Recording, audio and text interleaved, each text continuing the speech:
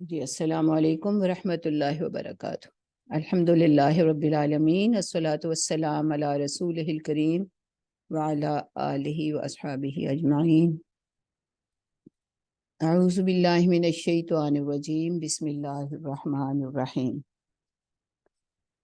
اقترب للناس حسابهم وهم فی غفلۃ معرضون ما یأتیہم من ذکر من ربهم محدث الا استمعوه وهم یلعبون لاہیۃ قلوبهم واسروا النجوى الذین ظلموا هل هذا الا بشر مثلکم افتأتون السحر وانتم تبصرون قال ربی یعلم القول فی السماء والارض وهو السمیع العلیم بل قالوا اضغاث احلام بل افتراه بل هو شاعر فلیأتنا بآیۃ کما ارسل الاولون ما آمنت قبلهم من قریۃ اہلکناها افہم یؤمنون۔ جی کل بھی ہم نے یہ پڑھا کہ حساب تو قریب آ لگا ہے، یعنی رزلٹ ڈکلیئر ہونے والا ہے، بس پیپر جو ہے وہ واپس لیا جانے والا ہے، اور یہ پرچہ حل کرنے کے معاملے میں یا اس نصاب کو دیکھنے کے معاملے میں غافل ہیں، اور جن کو بھیجا جاتا ہے کہ وہ ان کو اس نصاب سے متعلق علم دیں، عمل کرنے کا سکھائیں، تو ان کو یہ نظر انداز کر رہے ہیں اور ان کے بارے میں مختلف باتیں کر رہے ہیں۔ اس میں لاہیۃ قلوبہم، یعنی ان کے دل غافل ہیں، یعنی ان کو توجہ ہی نہیں ہے کہ کون انہیں بتا رہا ہے اس امتحان میں کامیابی کے گر۔ اور وہ اسر النجوى الذین ظلموا، اور وہ سرگوشیاں کرتے ہیں اور سازشیں کرتے ہیں، اور وہی رسول جو ان کے استاد ہیں اور جو انہیں بتا سکتے ہیں کہ صحیح طرز عمل، لاہ عمل کیا ہو سکتا ہے، ان کے بارے میں شبہات پیدا کرتے ہیں۔ کبھی کہتے ہیں حل ھذا الا بشر مثلکم، کہ یہ تو تمہارے ہی جیسے ایک انسان ہے، تو مطلب یہ کہ یہ تو ایسی ہے، ان کی بات ماننا جو ہے وہ کیسا ضروری نہیں ہے۔ اور کبھی ان کی باتوں کے معاملے میں شبہات پیدا کرتے ہیں، یعنی کبھی ان کی ذات کے معاملے میں شبہ پیدا کرنا اور کبھی ان کے پیغام کے بارے میں شبہ پیدا کرنا، کہ یہ تو بس ایک جادو بیان مقرر ہی ہیں، اور تم آنکھوں دیکھتے ان کے جادو میں نہ آنا۔ اچھا، یہاں میں تھوڑی سی پہلے عرض کر دوں کہ آج یوٹیوب پہ نہیں جا رہا، اور میں نے جتنی بھی کوشش کی ہے تو وہ یہی کہتے ہیں کہ پرمیشن نہیں ہے، اس لیے اس وقت یہ پروگرام جو ہے وہ لائیو نہیں ہے۔ دیکھیں گے اگر بعد میں ہو گیا تو پھر آپ کو مطلب جو لنک جو ہے وہ دے دیا جائے۔ اچھا جی، اعوذ باللہ من الشیطان الرجیم۔ اچھا، یہ تو تھی وہ دہرائی جو کل ہم نے مضمون پڑھا، تو اب اس کو آگے ہم بڑھاتے ہیں، اس مضمون کو آگے دیکھتے ہیں۔ قال ربی یعلم القول فی السماء والارض وهو السمیع العلیم۔ تو اس نے کہا، قال ربی یعلم القول فی السماء والارض وهو السمیع العلیم، یہاں پہ قال سے مراد نبی صلی اللہ علیہ وسلم کا ارشاد، یعنی یہ وہ رد عمل ہے جو کہ نبی صلی اللہ علیہ وسلم کی طرف سے ظاہر ہوا ان کی ان باتوں کا۔ یہ باتیں متعدد مقامات پر قرآن میں جو ہیں وہ آتی رہی ہیں کہ لوگوں نے کیا کیا اعتراضات اور شبہات وارد کیے اور ان کا کس طرح جواب دیا گیا۔ قال ربی یعلم القول فی السماء والارض، تو انہوں نے کہا، یعنی نبی صلی اللہ علیہ وسلم نے کہا، میرا رب وہ جانتا ہے القول فی السماء والارض، ہر بات کو جو آسمانوں میں ہے یا زمین میں ہے، وہو السمیع العلیم، اور وہ سننے والا بھی ہے اور وہ علم والا بھی ہے، خوب علم والا ہے۔ السمیع اور العلیم، یہ الف لام بھی لگ گئے۔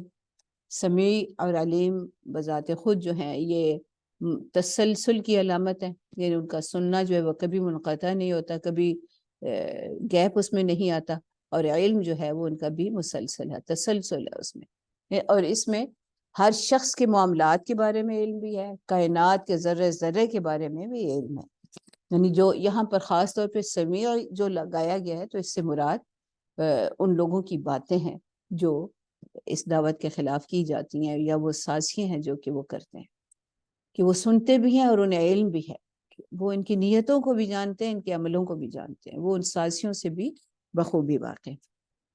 اب یہ ایک لحاظ سے نبی صلی اللہ علیہ وآلہ وسلم اور اہل ایمان کے طرز عمل کو ظاہر کیا گیا ہے کہ وہ ہر معاملے کو اپنے رب کے سپرد کر دیتے. افوض امری الی اللہ.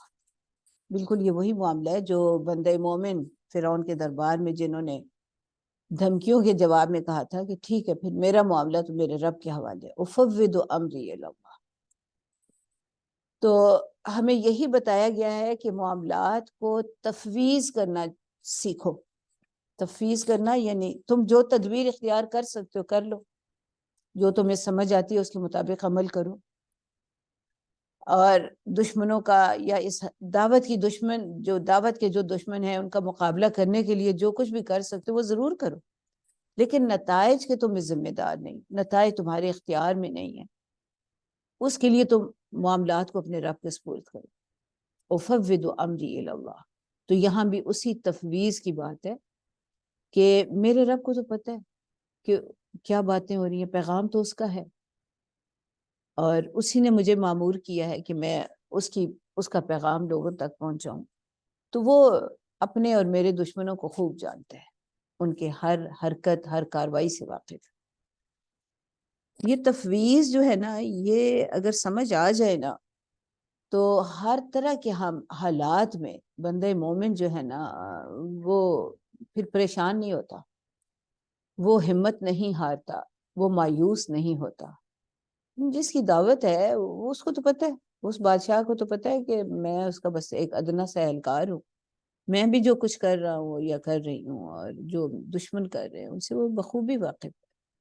نمٹنا اس نے خود ہے ان سے، نتائج اس کے سپرد. تو وہ هو السمیع العلیم. یہ بڑی زبردست اللہ تعالیٰ کی صفات ہیں، اور وہ غافل تو نہیں ہے، انہیں ایسا تو نہیں ہے کہ ان کو نظر انداز کریں، وہ پورا ان کا ریکارڈ رکھے ہوئے ہیں. بل قالوا اضغاث احلام بل افتواہ. اچھا پھر یہ مزید ان کے جو اعتراضات یا شبہات تھے ان کا ذکر ہے. بل قالوا، بلکہ قالوا انہوں نے کہا، اضغاث احلام، احلام خوابوں کے بارے میں بولا جاتا ہے، اور اضغاث جو ہے، اضغاث دغسا اس کا مادہ ہے، اور اس کا مطلب ہوتا ہے خشک گھاس یا شاخیں جو انسان کی مٹھی میں آ جائے. تو اس یعنی دغس کی جمع اضغاث ہو گئی. یہ قرآن میں دوسری جگہ بھی ذکر ہے جب حضرت ایوب علیہ السلام کا ذکر ہے کہ اپنی نظر پوری کرنے کے لیے گھاس کا ایک گٹھا جو ہے وہ اپنی مٹھی میں لے لو. خذ بیدک ضغثا، اپنے ہاتھ میں مٹھی بھر گھاس لے لو. تو اسی سے احلام یہ ہے تو حلم کی جگہ، جب احلام حلم کی جمع ہے. اب حلم جو ہے یہ ویسے تو نفس اور طبیعت کے کنٹرول کا نام ہے، یعنی ایسا ضبط رکھنا کہ غصے میں وہ مشتعل نہ ہو جائے، بھڑک نہ اٹھے. اس کا اندازہ جو ہے وہ اس وقت ہوتا ہے جب کوئی اشتعال انگیز بات کرے ہمارے خلاف، یا کوئی ایسی گفتگو ہو یا کوئی ایسا معاملہ ہو تو بندہ ایک دم مشتعل ہو جاتا ہے. تو حلم اس طرز عمل کو کہتے ہیں کہ اس وقت بھی وہ اپنے آپ کو کنٹرول میں رکھے اور اس کے اندرونی جذبات جو ہیں اس کے چہرے اور اس کے الفاظ سے ظاہر نہ ہونے پائے. تو اسی کو حلم جو ہے یہ پھر کہتے ہیں کہ عقل کی اعلیٰ ترین جو ہے نا صفت ہے. اور حلم یہ نبی صلی اللہ علیہ وسلم کی جو صفات ہیں ان میں بھی ان کا حلم جو ہے اس کو بہت نمایاں کیا گیا ہے کہ اللہ تعالیٰ نے انہیں بہت زیادہ یہ کنٹرول دیا تھا کہ اپنے ایموشنز کو کنٹرول کرنا. بندہ خواہش جو ہے نا، خواہش تو عام طور پہ مادی ہوتی ہے، اس کو تو بندہ پھر بھی کسی حد تک کنٹرول اگر چاہے تو کر سکتا ہے. جذبات کو کنٹرول کرنا بڑا مشکل ہوتا ہے، یہ سب سے مشکل کام ہے. اور ہم میں سے اکثر جو مطلب بڑے بڑے عالم بھی بعض اوقات وہ اپنے ایموشنز کو کنٹرول نہیں کر سکتے. ان کی نفرتیں، ان کی محبتیں وہ ظاہر ہوتی ہیں ایسے مواقع پر. بہت زیادہ خوشی کے موقع پر جس طرح اپنے آپ کو کنٹرول کرنا، یا بہت زیادہ غم یا مشکل اوقات میں اپنے آپ کو کنٹرول کرنا، یہ بہت ہی مشکل ہے، اس لیے اس کو عقل کا اعلیٰ ترین مقام کہا گیا، اسی لیے احلام سے عقل بھی مراد لی جاتی ہے۔ تو قرآن نے اس لحاظ سے بھی اس لفظ کو لیا ہے، ام تأمرہم احلامہم، کیا ان کی عقلیں ان کو یہی کچھ سکھاتی ہیں؟ وہاں پر اس سے مراد احلام سے عقل۔ تو حلم چونکہ عقل ہی کی وجہ سے پیدا ہوتی ہے، اس لیے حلم کا لفظ بول کر عقل جو ہے وہ مراد لیا جاتا ہے۔ تو یوں بھی محاورہ بولا جاتا ہے حلمہ العقل، کہ عقل نے اسے بردبار بنا دیا۔ تو اسی طرح حضرت ابراہیم علیہ السلام کی جو صفت بیان کی گئی تو اس میں بھی خاص طور پہ ان کا یہ کہا گیا کہ ان ابراہیم لحلیم اواہ منیب، 3 صفات اکٹھی آ گئی ان کی، کہ وہ بڑے ہی حلیم تھے، بڑے تحمل والے تھے، نرم دل تھے، اواہ، بڑے رقت قلب، یعنی بڑے جلدی دوسروں کے ساتھ دوسروں کی تکلیف ان کو شاق گزرتی تھی، اور ان کے لیے بڑا نرمی والا ان کا دل تھا، اور بہت ہی منیب، اپنے رب کی طرف بڑے رجوع کرنے والے تھے۔ تو یہ گویا کہ اواہ منیب بھی تبھی یہ صفات آتی ہیں جب حلم ہو۔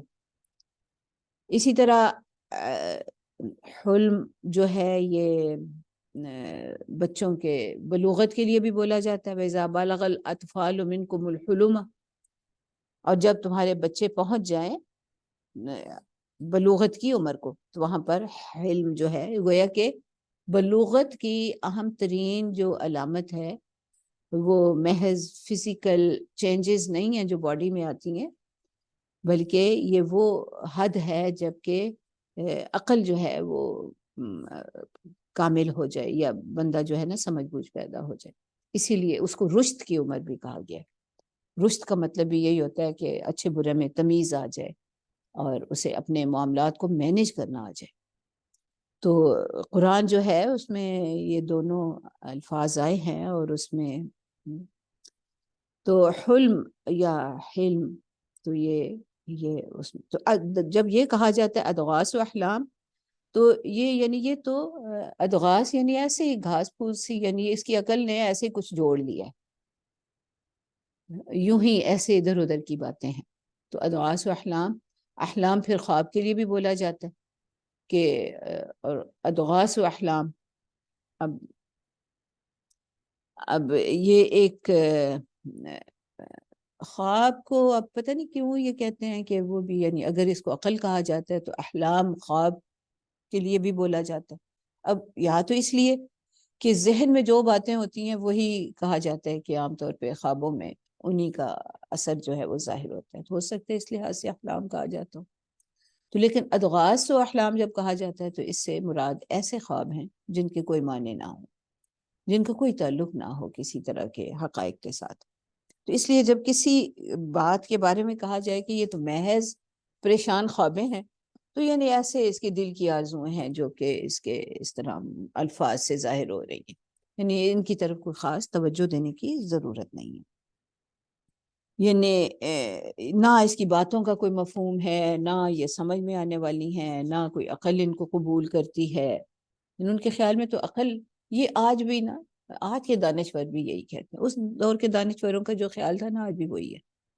ان کا بھی خیال تھا کہ مشاہدہ اور تجربہ جو ہے نا یہ سب سے اہم ہے، اور جو بات مشاہدے یا تجربے میں نہیں آتی اس کو وہ قابل قبول نہیں ہے۔ اور آج کے بھی جو دانشور ہیں ان کا یہی خیال ہے کہ جو بات تجربے اور مشاہدے میں نہ آئے وہ بس ایسے ہی ہے، اور اس کو توجہ دینے کی کوئی ضرورت نہیں۔ اور یہ چونکہ زندگی بعد موت، اٹھایا جانا، اور پھر حساب کتاب، اور پورا ریکارڈ کا مینٹیننس، اور پھر اس کے مطابق سزا و جزا کا سارا جو ہمیں حقائق بتائے گئے ہیں، ان کے خیال میں یہ بس ایسے ہی ایک تھیوری ہے، اور اس کا کوئی کسی نے آج تک اس کو ایکسپیرینس نہیں کیا۔ تو اللہ تعالیٰ تو خود کہتے ہیں کہ تم نے ایکسپیرینس نہیں کیا، تمہیں تو اس کا علم نہیں ہے، علم الانسان ما لم یعلم، کہ تمہیں تو وہ کچھ سکھایا جا رہا ہے اس وحی کے ذریعے جو تم نہیں جان سکتے، جو تمہاری عقلیں نہیں جان سکتی، جو تم تجربے سے نہیں سیکھ سکتے، مشاہدے سے نہیں سیکھ سکتے، تو ان حقائق سے مطلع کیا جا رہا ہے۔ تو بہرحال ہر دور میں وحی کو یا کلام اللہ کو، انبیاء علیہ السلام کو جھٹلانے کے لحاظ سے یہ دلیل بھی جو ہے یا یہ اعتراض بھی جو ہے وہ وارد ہوتا رہا ہے۔ بل قالوا اضغاث احلام، کہ بلکہ ان کی باتیں جو ہیں وہ تو محض پریشان خیالی کی باتیں ہیں۔ بل افتراہ، بلکہ اس نے خود ہی گھڑ لی۔ بل ہوا شاعر، بلکہ یہ تو بس محض شاعر ہے۔ اب یہ ساری چیزیں جو ہیں، یہ نہیں کبھی کسی ایک بات پر ان کا اطمینان ہی نہیں ہو رہا تھا، کبھی اسے سحر قرار دے رہے تھے، کبھی اضغاث احلام، کبھی افتراء، کبھی شاعر۔ اور یعنی اس بارے میں مطلب متعدد مقامات پر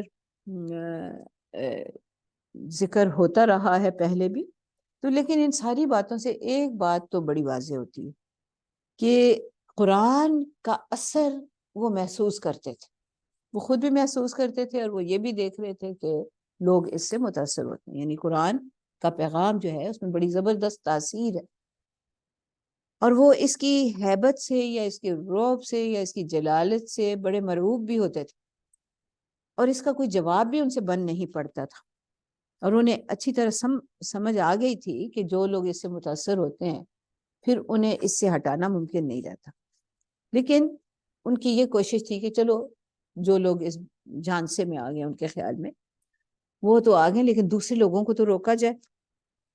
تو اس لحاظ سے وہ اس کلام کا درجہ کم کرنے کے لیے اس طرح کی باتیں بناتے تھے، اور یہ اس کی کئی مثالیں جو ہیں قرآن میں، مطلب بار بار ان کے ان اعتراضات کو اللہ تعالیٰ نے خود نوٹ فرمایا ہے، ان کو بتایا ہے۔ پھر وہ یہ کہتے تھے کہ فَلْيَأْتِنَا بِآیَةٍ كَمَا أُرْسِلَ الْأَوَّلُونَ، پھر ایک اور جو شبہ، لو بھئی ان کے پاس تو کوئی ایسی علامت ہی نہیں ہے، کوئی ایسا معجزہ یہ تو دکھاتے ہی نہیں ہے جیسا پہلے لوگ دکھاتے رہے، پہلے رسول جن کو کہا گیا تھا کما ارسل الاولون، کہ جیسا کہ پہلے رسول لے کر آئے تھے، جو بھیجے گئے تھے، ارسلا جو بھیجے گئے تھے، اولون پہلے، کہ چاہیے کہ فلیاتنا، پس چاہیے کہ یہ لے کر آئیں ہمارے پاس، بیایتن کوئی ایسی نشانی، کما جیسا کہ ارسل بھیجے گئے تھے اولون پہلے رسول۔ اب یہ بات بھی کہ اچھا تو اگر ان کے یہ واقعی اگر یہ نبی ہیں، یہ رسول ہیں، تو پھر پہلے رسولوں جیسی کوئی علامت ان کے پاس بھی ہوتی، جس طرح حضرت موسیٰ علیہ السلام سے تو وہ واقف تھے اور ان کی یہ باتیں بھی ان تک پہنچی ہوئی تھیں، حضرت عیسیٰ علیہ السلام کے بارے میں بھی جو حقائق تھے یا ان کے جو معجزے تھے ان کا بھی ان تک اطلاع تھی، لیکن اب ایک بات تو یہ ہے کہ وہ خود بھی حضرت موسیٰ یا حضرت عیسیٰ علیہ السلام کی نبوت پر ایمان تو نہیں لائے ہوئے تھے، یعنی کفار مکہ جو تھے وہ تو حضرت ابراہیم کے ساتھ تو ضرور اپنا تعلق ظاہر کرتے تھے، لیکن حضرت موسیٰ اور عیسیٰ علیہ السلام کے ساتھ، ان کے ساتھ تو ان کا یا تو پھر ان پر ایمان لے آئے ہوتے اگر ان کے معجزوں کو وہ تسلیم کرتے تھے۔ تو یہ باتیں جو ہیں وہ محض اس لحاظ سے ہوتی ہیں کہ بس شبہات پیدا کرنے ہیں کہ بس یہ ایسی باتیں ہیں اور ان کو توجہ دینے کی ضرورت نہیں ہے۔ تو اس لیے اللہ تعالیٰ فرماتے ہیں ما آمنت قبلہم من قریۃ اہلکناہا، ما آمنت نہیں ایمان لائی، قبلہم ان سے پہلے، من قریۃ کوئی بستی، اہلکناہا مگر ہم نے اس کو ہلاک کر دی، یعنی ان سے پہلے بھی جتنی بستیاں یا اقوام گزری، انہوں نے جب ان رسولوں کو جھٹلایا تو پھر ہم نے ان کو ہلاک کیا۔ اب یہاں پر یہ بھی ایک لحاظ سے ہے کہ بھئی ما آمنت قبلہم من قریۃ، یعنی ان مخاطبین کو بھی کہ بھئی وہ بھی تو ایمان نہیں لائے، اور ان کو بتایا یہ جا رہا ہے کہ جو پہلے بھی ایمان نہیں لائے تو پھر ہلاکت ان کا مقدر بنتی رہی۔ یہ بھی قرآن جو ہے وہ بار بار اس چیز کی طرف بھی توجہ دلاتا ہے، جیسے سورہ یونس میں کہا، پچھلی سورہ میں بھی ہم یہ پڑھ چکے ہیں، اور سورہ یونس میں بھی ان الذین حقت علیہم کلمۃ ربک لا یؤمنون، کہ بے شک جن لوگوں پر آپ کے رب کے عذاب کی بات پوری ہو چکی تو ایمان نہیں لاتے، وَلَوْ جَاءَتْهُمْ كُلُّ آیَةٍ حَتَّى يَرَوْا الْعَذَابَ الْأَلِيمَ، تو وہ ان کے پاس چاہے ساری نشانیاں آ جائیں تو جب تک وہ دردناک عذاب اپنی آنکھوں سے نہ دیکھ لیں وہ ایمان نہیں لاتے۔ اور فرعون کی مثال اللہ تعالیٰ نے بتائی بھی کہ بس وہ تو پھر اس جتنی بھی نشانیاں اس کے سامنے پیش کی گئیں تو وہ ایمان تو نہیں لایا نا. ایمان تو اس وقت لایا جب بالکل خود مرنے والا تھا، جب اس پر اللہ تعالیٰ کا فیصلہ جو تھا وہ غالب ہو گیا. تو اس لحاظ سے یعنی یہ معجزے اور یہ اس طرح کی جو بھی مطالبات ہیں، یہ یعنی جن کو عقل خارق عادت معجزوں کو کہا جاتا ہے نا، کہ جو عام عقل میں نہیں ہوتا. اب عام عقل میں تو یہ نہیں ہے کہ آپ عصا پھینکیں اور وہ سچ مچ کا اژدہا بن جائے، لیکن اللہ تعالیٰ کی پوری قدرت ہے کہ وہ ایک لمحے میں جو ہے وہ ہر جو چاہے کر لے. تو لیکن معجزوں کو دیکھ کے لوگ ایمان نہیں لاتے. ایمان تو حق و صداقت کو پہچاننے اور ان کو مان لینے کا نام. تو اب یہاں پر فہم یؤمنون، تو کیا اگر ان کے سامنے وہ پیش کر دیے جائیں تو وہ کیا ایمان لے آئیں گے؟ وما ارسلنا قبلک الا رجالا نوحی الیہ. اور ہم نے پہلے بھی جتنے آپ سے پہلے بھی، وما ارسلنا، اور نہیں بھیجے ہم نے کوئی بھی رسول قبلک آپ سے پہلے، الا رجالا، مگر یہ کہ وہ مرد ہوئے، نوحی الیہم، ہم وحی کرتے تھے ان کی جانب. فَسَلُوا أَهْلَ الذِّكْرِ، پس آپ بے شک پوچھ لیجئے ان لوگوں سے جو اہل ذکر یعنی جو اس یاد دہانی کو جانتے ہیں، ان کنتم لا تعلمون، اگر تمہیں علم نہیں ہے. اب یہاں پر یہ رسولوں کا ایک لحاظ سے امتیازی وصف بھی بتا دیا گیا. یہاں پہ دو باتیں رسولوں کے بارے میں جو ان کے تعارف کے بارے میں آئی.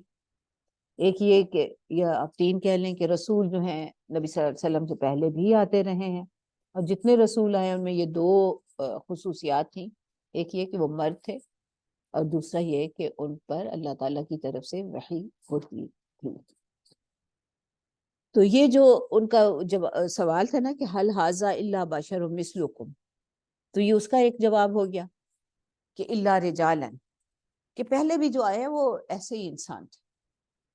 اور وہ قرآن میں دوسری جگہوں پہ بلکہ ان کے بارے میں ہے کہ وہ بھی یوں ہی بازاروں میں چلتے پھرتے اور کھاتے پیتے تھے، جیسے سورہ فرقان میں کہا وما ارسلنا قبلک من المرسلین، اور ہم نے آپ سے پہلے جتنے پیغمبر بھیجے الا انہم لیأکلون الطعام ویمشون فی الاسواق، وہ سب کھانا بھی کھاتے تھے اور بازاروں میں بھی چلتے پھرتے تھے. اسی طرح سورہ یوسف میں ہے وما ارسلنا من قبلک الا رجالا نوحی الیہم من اہل القری، اور ہم نے آپ سے پہلے مختلف بستی والوں میں جتنے رسول بھیجے وہ سب مرد تھے اور ہم ان کی طرف وحی کرتے تھے.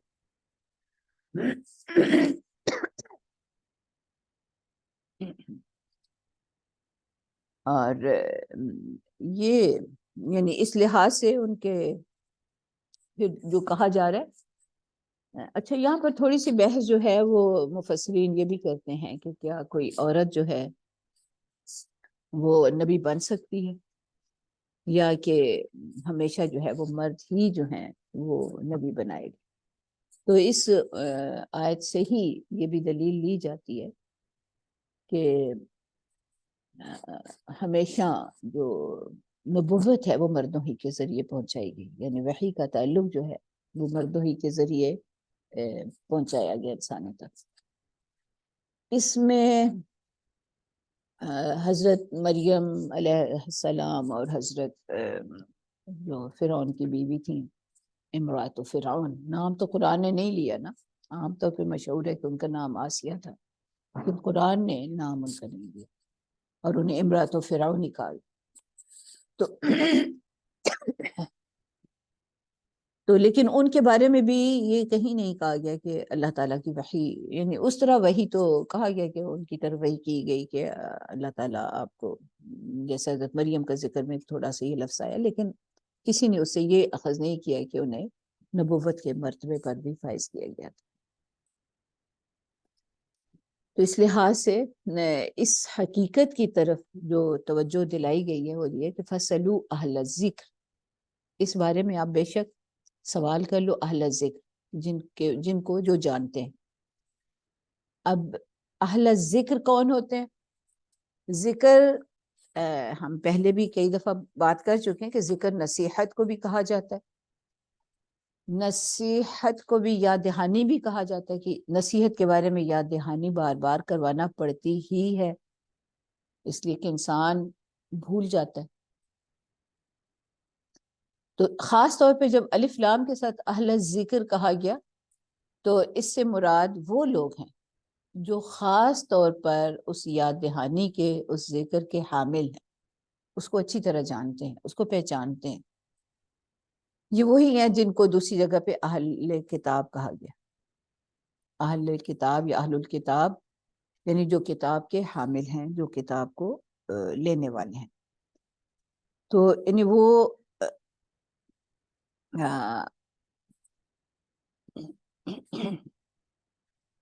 یہ اشارہ خاص طور پہ یہود و نصارہ کی جانب ہے کہ ان کو بے شک گواہ بنا لو، ان سے پوچھ لو۔ تو اس میں ہم یہ دیکھتے ہیں کہ یعنی نبوت ہجرت سے پہلے بھی نبی صلی اللہ علیہ وسلم کی نبوت کی خبریں تو عرب میں پھیل چکی تھیں، اور یہود بھی جانتے تھے، اور یہود نے اس معاملے میں کھوج خرید بھی کی، آئے وہ پوچھتے تھے، سوالات دیتے تھے، بلکہ قریش کے ساتھ ان کے روابط تھے، اور ان کو سکھاتے تھے کہ اچھا یہ پوچھو، یہ پوچھو، اس طرح جائزہ لو اور اس طرح ان کو پرکھو۔ تو اس کا مطلب وہ ساز باز میں شریک تھے، ان سازشوں میں شریک تھے جو نبی صلی اللہ علیہ وسلم یا حق کی دعوت کے خلاف کی جا رہی تھیں۔ تو گویا کہ مطلب یوں بھی کہا جا سکتا ہے کہ اب من حیث الجماعت، یعنی ایک جماعت کی حیثیت سے یہود خاص طور پہ، کیونکہ عرب میں یہود تو موجود تھے، نصارہ اس لحاظ سے کوئی ان کے قبیلہ موجود نہیں تھا، اگرچہ جو بارڈرز تھے عرب کے عراق کے ساتھ، یا یعنی جو بھی اس وقت شامی سلطنت تھی اس کے ساتھ، تو جو بارڈرز پہ لوگ تھے انہوں نے وہ عیسائیت وہ قبول کر چکے ہوئے تھے، تو ان کا بھی آنا جانا تو مسلسل تھا قریش کا اور ان کے ساتھ، اس لیے وہ سب اس سے مراد اہل ذکر سے مراد یہود و نصارہ ہیں، کہ ان سے بھی پوچھ لو بے شک، کہ مرد ہی ہوئے ہیں پہلے بھی جو انبیاء علیہ السلام تھے۔ وَمَا جَعَلْنَاهُمْ جَسَدًا لَا يَأْكُلُونَ الطَّعَامَ، ہم نے ان کے جسم بھی ایسے نہیں بنائے تھے کہ وہ کھانا نہیں کھاتے ہوں۔ وَمَا كَانُوا خَالِدِينَ، اور نہ وہ ہمیشہ رہے، یعنی کوئی بھی نبی نہ تو مافوق بشر ہوا اور کسی کو حیات جاویداں بھی نہیں ملی، کوئی بھی ہمیشہ کے لیے نہیں رہا۔ تمام انبیاء علیہ السلام جو ہیں، جو آئے وہ پھر چلے گئے۔ اسی حقیقت ابھی اسی سورہ میں آگے چل کے فرماتے ہیں کہ وَمَا جَعَلْنَا لِبَشَرٍ مِّن قَبْلِكَ الْخُلْدَ، آپ سے پہلے بھی کسی نبی کو، کسی بشر کو، بلکہ کسی انسان کو، وہ نبی ہو یا غیر نبی، خلد تو نہیں ملا کہ وہ یہاں پہ ہمیشہ تو نہیں رہا۔ أَفَإِن مِتَّ فَهُمُ الْخَالِدُونَ، اب یہ جو آپ کو مارنا چاہتے ہیں، آپ کے خلاف سازشیں کرتے ہیں، آپ کو ختم کرنا چاہتے ہیں، اگر آپ کو یہ مار بھی دیں گے تو کیا وہ خود ہمیشہ رہیں گے؟ یعنی خلد جو ہے یہ تو کسی کو بھی حاصل نہیں۔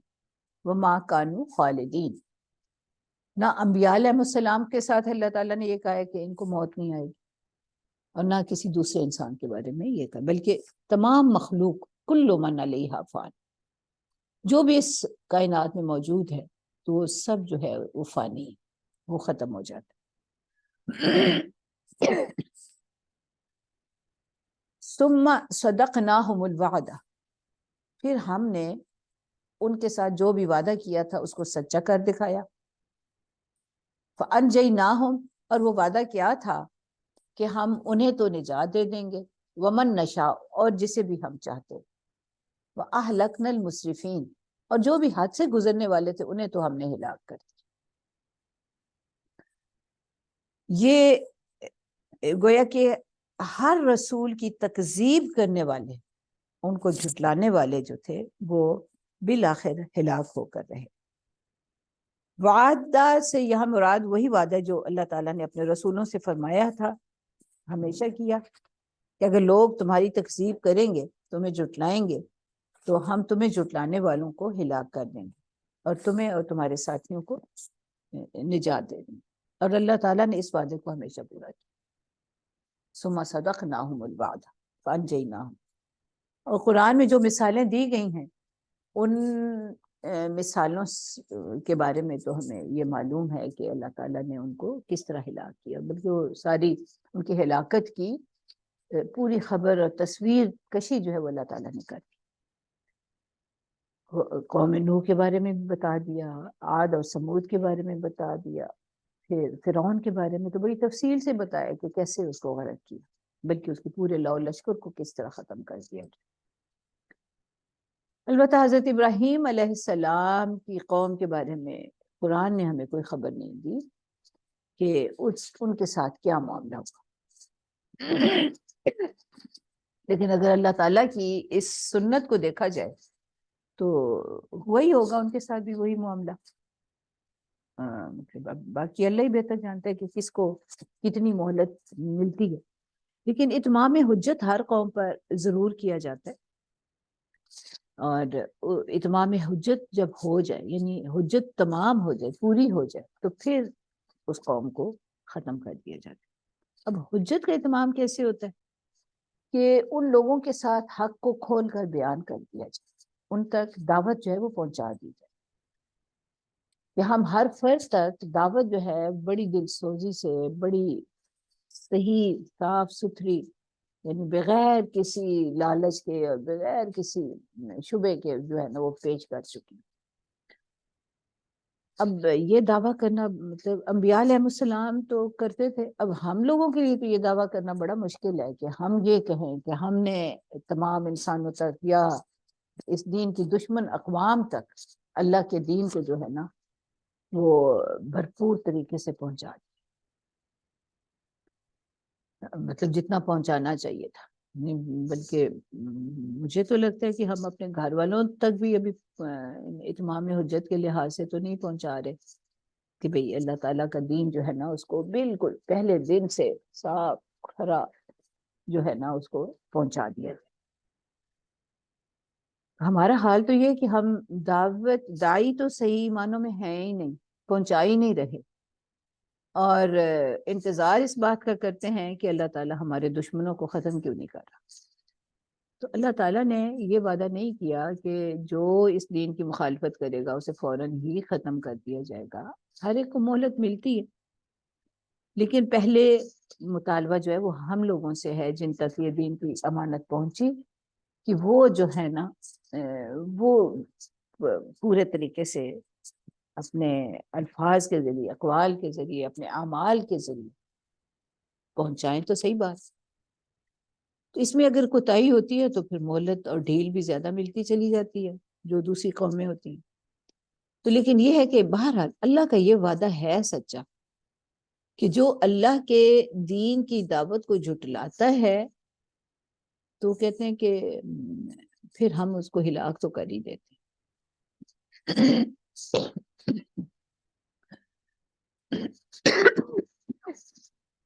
اور جو دائی ہوتے ہیں صحیح معنوں میں، یعنی پیغمبر ہوں یا بعد کے دائی ہوں، فَأَنْجَيْنَاهُمْ، ہم انہیں نجات دیتے ہیں، وَمَن نَشَاءُ، اور جسے ہم چاہیں. اب یہ اللہ ہی بہتر جانتا ہے کہ وَمَن نَشَاء میں کون کون آتے ہیں. من نشاء یعنی جو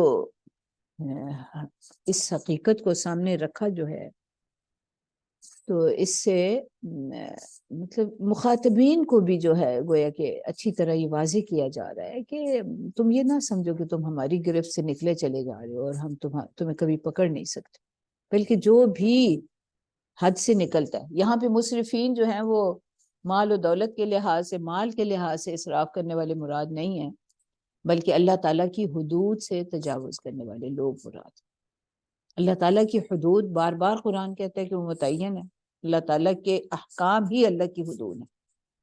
اللہ تعالیٰ نے جن کاموں کا حکم دیا اگر ان میں کوئی کمی کی جاتی ہے یا اضافہ کیا جاتا ہے وہ سارا اسراف ہی ہوتا ہے. مثلاً اللہ تعالیٰ نے اگر ہمارے اوپر 5 نمازیں لازم کی ہیں تو اب ہم کہیں کہ بھئی ہم ان کو 3 ہی کر لیتے ہیں تو ٹھیک ہے، تو یہ پھر اسراف ہوگا. یہ بھی اسراف، حد سے نکل جانا ہے. یہ بھی یعنی اللہ نے ایک حد مقرر کی اور میں اس حد کو کراس کر دی.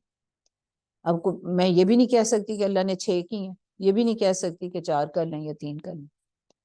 تو یہ جو ہے یہ اللہ تعالیٰ کی حدود کی پامالی جو ہے، اللہ تعالیٰ کی حدود کا لحاظ نہ رکھنا.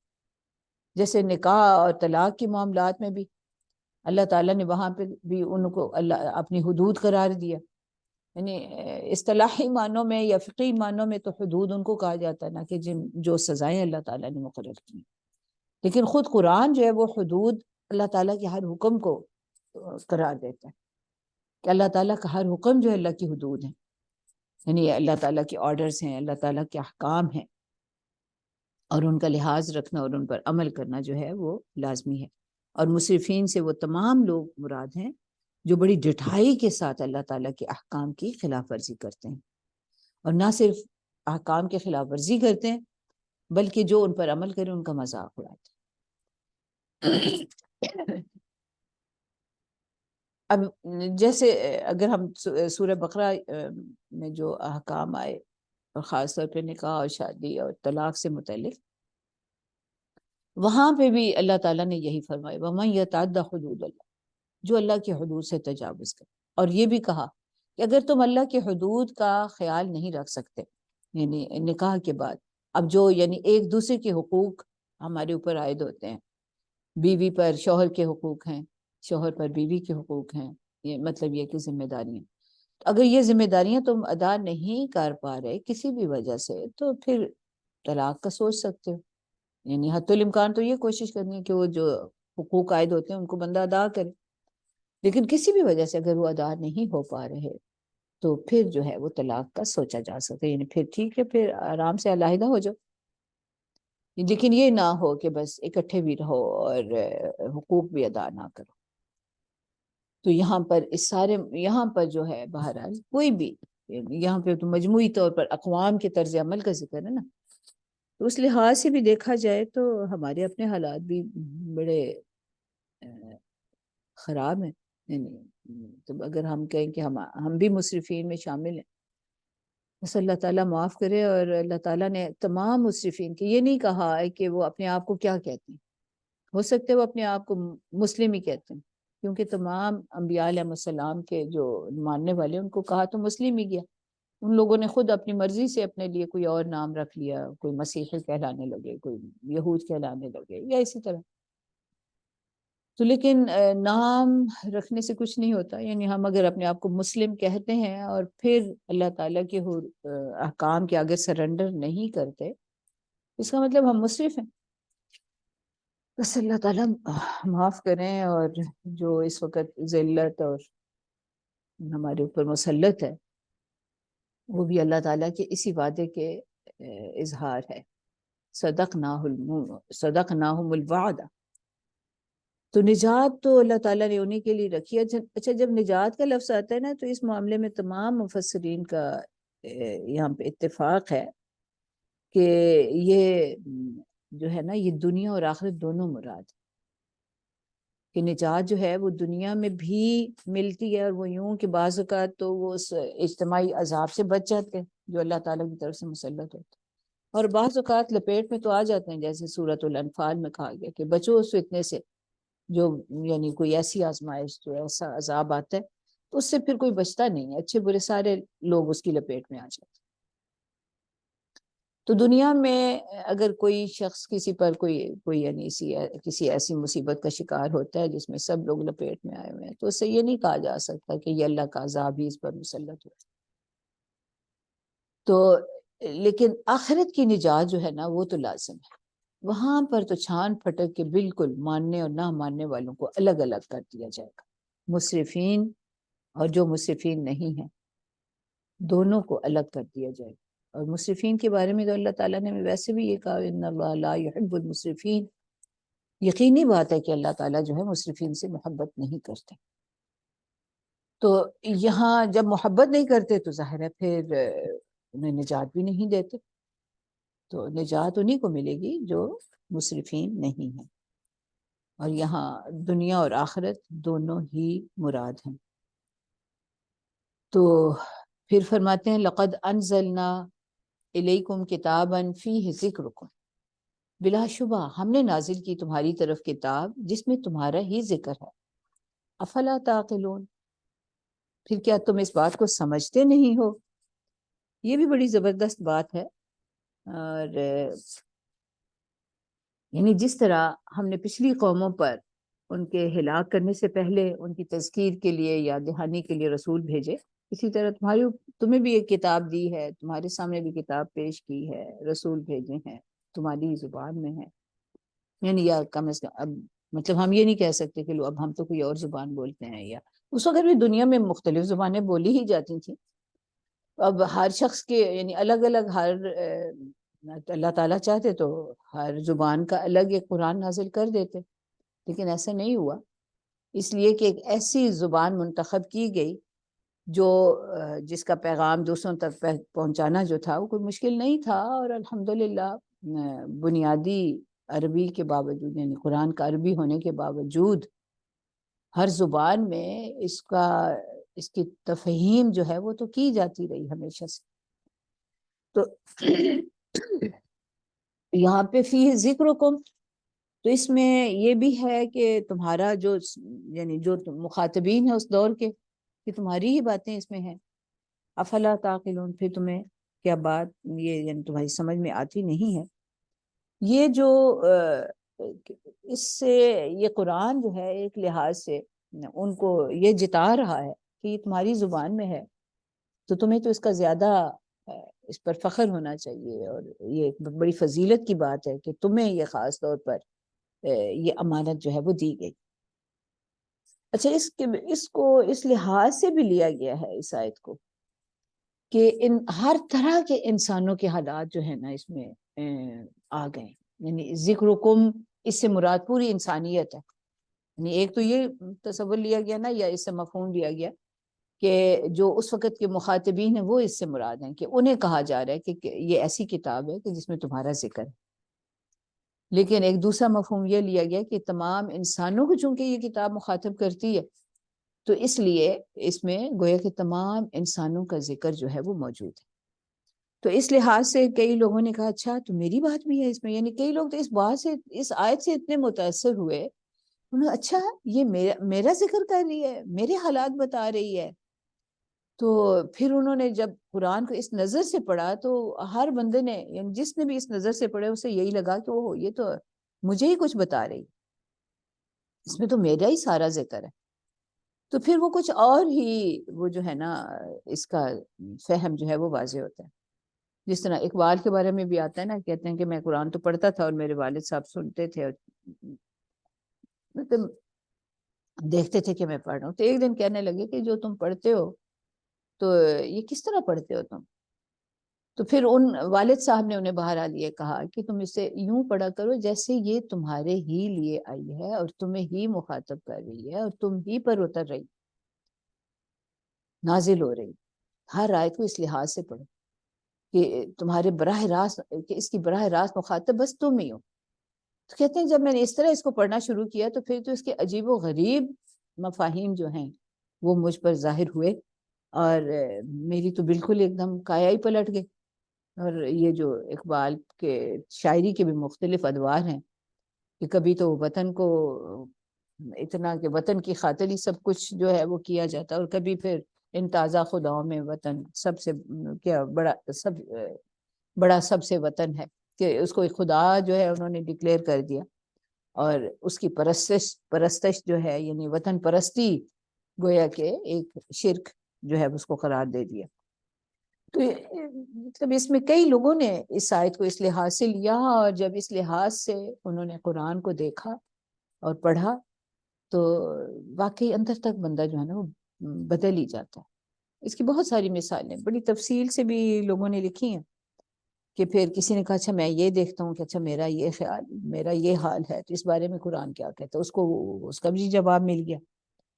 تو یہ بہرحال اس کو ہم بھی اس لحاظ سے اس کو اگر پڑھیں کہ یہ کتاب میرے ہی لیے آئی ہے اور میرے ہی حالات کے بارے میں اور مجھے ہی تنبیہات کر رہی، تو اور میری ہی فلاح کی باتیں کر رہی، مجھے کامیابی کے گر سکھا رہی. تو جب یہ آتا ہے نا تصور تو پھر واقعی قرآن کے اثر جو ہے نا کچھ اور ہی ہوتا ہے. تو اللہ تعالی ہمیں بھی صحیح علم، فہم اور عمل کی توفیق عطا فرمائے. وآخر دعوانا الحمدللہ رب العالمین. بسم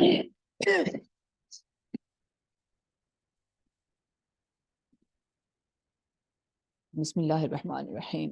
اللہم انت السلام و منک السلام تبارک یا ذا الجلال والاکرام. الحمد للہ رب العالمین والصلاة والسلام علی رسولہ الکریم وعلی آلہ واصحابہ اجمعین. ربنا آتنا فی الدنیا حسنۃ وفی الآخرۃ حسنۃ وقنا عذاب النار. ربنا ظلمنا انفسنا وان لم تغفر لنا وترحمنا لنکونن من الخاسرین. اللهم أيد الإسلام والمسلمين، اللهم انصر الإسلام والمسلمين، اللهم أعز الإسلام والمسلمين، اللهم إنا نجعلك في نحورهم ونعوذ بك من شرورهم، اللهم اكفناهم بما شئت إنك على كل شيء قدير، اللهم اكفناهم لما شئت إنك على كل شيء قدير.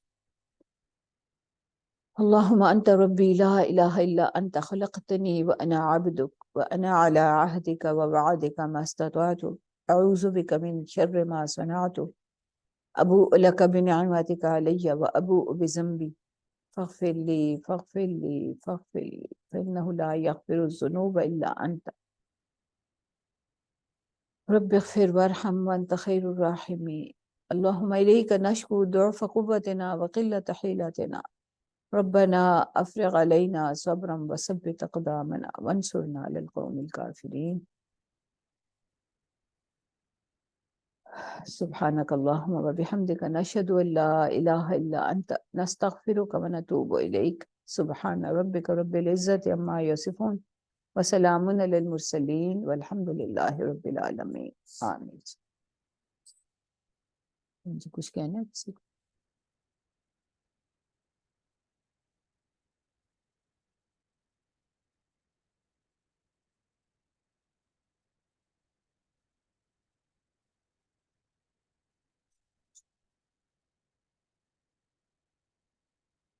پھر السلام علیکم ورحمۃ اللہ وبرکاتہ.